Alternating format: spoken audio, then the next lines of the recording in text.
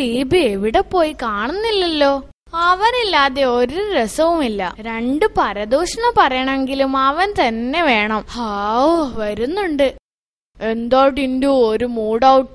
Mood ഓഫായിരുന്നു. നീ വന്നപ്പോ അത് മാറി. നിനക്ക് എന്റെ വില ഇപ്പൊ മനസ്സിലായില്ലേ? ഹ. എന്നാലും ദീപു, ഞാൻ ആലോചിക്കാം, നമ്മൾ എത്ര കാലമായി ഇങ്ങനെ ഈ മരച്ചുവെട്ടിലിരുന്ന് സൊറ പറയാൻ തുടങ്ങിയിട്ട്? കൊറേ ആയി. എന്താ ഇപ്പൊ അങ്ങനെ തോന്നാൻ?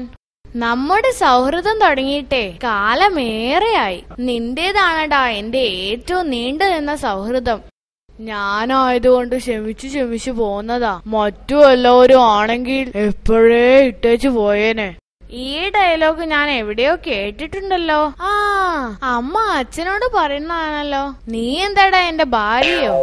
ചൂടാവാതെ ടിൻഡു, ഞാൻ ചുമ്മാ പറഞ്ഞതല്ലേ. നീ തന്നെയാ എന്റെ ഏറ്റവും വലിയ കൂട്ട്. ടിൻഡു ഇല്ലാതെ ദീപു ഇല്ല.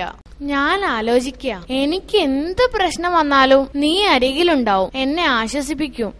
അതാണെടാ സുഹൃത്തിന്റെ കടമ.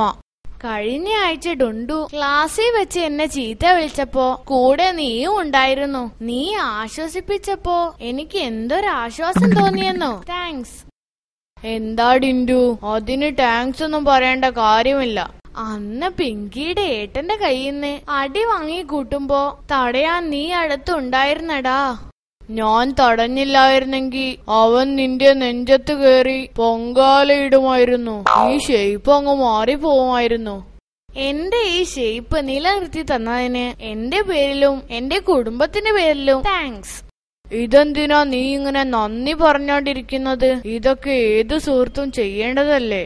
2 ദിവസം മുമ്പ് ക്ലാസ് എടുക്കുമ്പോ കോമിക്സ് വായിച്ചതിന് പവിത്രൻ മാഷ് എന്നെ തല്ലിയപ്പോ എല്ലാരും എന്നെ കളിയാക്കി. പക്ഷെ നീ മാത്രം എന്നെ സമാശ്വസിപ്പിച്ചു. ഇനി പിന്നെയും താങ്ക്സ് പറയണ്ട, അതിന്റെ ആവശ്യമൊന്നുമില്ല. ഞാൻ ഇത്തവണ താങ്ക്സ് പറഞ്ഞതല്ല. ശരിയാ, എനിക്ക് ആദ്യം സംശയം ഉണ്ടായിരുന്നു. പക്ഷെ ഇപ്പൊ എനിക്ക് സംഭവത്തിന്റെ ഗുട്ടൻസ് പിടികിട്ടി. എന്തോ മനസ്സിലായത്? നിന്റെ കൂടെ നടന്നാൽ പൊരിഞ്ഞ തല്ല് കിട്ടുമെന്ന്.